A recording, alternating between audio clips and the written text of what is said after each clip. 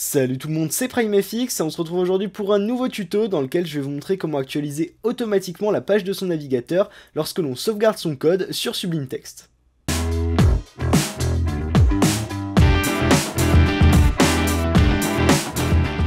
Pour réaliser ça, on va tout d'abord avoir besoin de Package Control qui est simplement en quelque sorte une librairie d'extensions pour Sublime Text. Donc si vous ne l'avez pas encore ou que vous ne connaissiez pas Package Control, eh bien je vous invite à l'installer en suivant les instructions données à ce lien que vous retrouverez dans la description.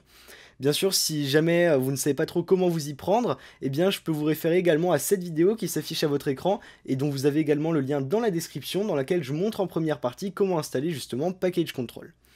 Donc une fois Package Control installé, on va passer au plugin. Donc il en existe plusieurs, le premier est Browser Refresh, mais celui-ci a un petit inconvénient, c'est que si l'on veut actualiser sa page en sauvegardant son code dans Sublime Text, ça va automatiquement focus notre navigateur et le passer en avant-plan, ce qui n'est pas forcément pratique vu qu'on veut parfois sauvegarder rapidement sans avoir la page qui apparaît, le navigateur qui apparaît en premier plan.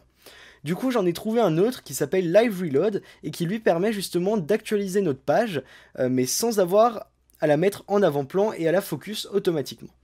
Donc pour ça, on va l'installer, je vais vous montrer comment installer ça. On va se rendre dans Sublime Text, faire CTRL majuscule P. On va taper ici dans la petite zone de recherche Package Control.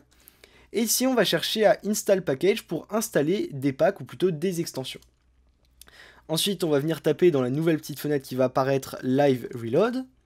Ok, et là ça va automatiquement nous l'installer. Donc là il nous met un petit changelog en nous disant qu'il faut redémarrer Sublime Text, donc on le redémarre, on va fermer ça, on ferme Sublime Text, et on le relance. Une fois qu'on a fait ça, on peut faire CTRL majuscule P à nouveau, mais cette fois-ci on va venir écrire Live Reload. Alors ça n'apparaît pas forcément tout de suite, donc il faut parfois attendre un petit peu plus longtemps pour que le plugin s'active. Donc Live Reload, mince là j'ai fait CTRL F, CTRL maj P, Live Reload, voilà. Là, maintenant, ça apparaît. Donc, une fois qu'on est là-dedans, il va juste falloir faire un petit truc, ça va être ajouter une ligne de JavaScript dans notre code, dans les pages que l'on veut pouvoir actualiser depuis Sublime Text. Donc, si vous avez un fichier config.php, comme c'est mon cas ici, qui est inclus dans tous les autres fichiers de votre site, eh bien, je vous conseille de le faire depuis ce fichier. Ce sera beaucoup plus pratique que d'avoir à insérer ce script JS dans toutes les pages une à une de votre site.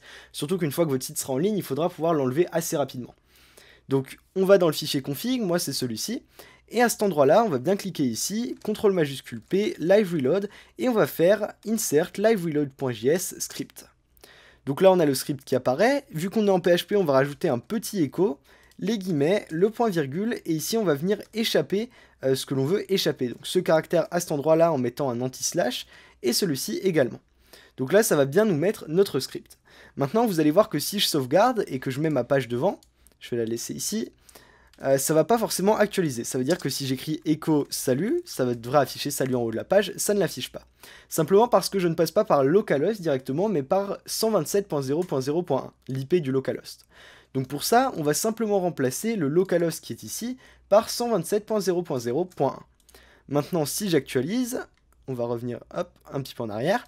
Ici, je vais enlever mon salut, je fais juste CTRL S pour sauvegarder, et si je reviens ici, normalement, ça va me l'enlever. Mais là encore, ça ne fonctionne pas directement parce qu'il faut activer l'extension. Donc on retourne dans CTRL majuscule P, et on va venir ici dans Live Reload, Enable Disable Plugins, on fait entrer, et ici, on va venir faire entrer sur Enable Simple Reload. Donc on fait OK, on peut valider, et là maintenant vous voyez que ça m'actualise ma page automatiquement. C'est-à-dire que si je laisse ça de côté, je peux pas vous montrer vu que j'ai l'habitude de travailler en dual screen, donc c'est-à-dire avec cette fenêtre du navigateur sur l'autre écran. Mais en gros, si je viens rajouter salut, je fais juste CTRL S simplement, je viens ici et ça me l'a bien actualisé. Bien sûr, si je le fais sur d'autres pages, par exemple sur mon fichier index directement.php, ça va également marcher.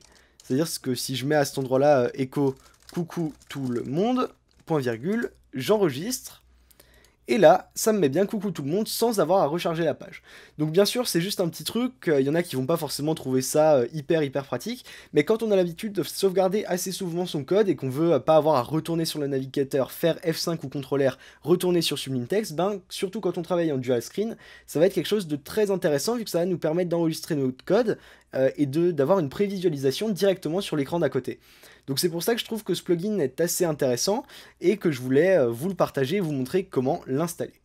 Voilà, donc c'est déjà la fin de cette vidéo, hein, ça aura été très très court, mais j'espère quand même que ça vous aura plu et que vous aurez trouvé ce plugin utile. Sur ce, bah, je vous dis à très bientôt pour de prochaines vidéos.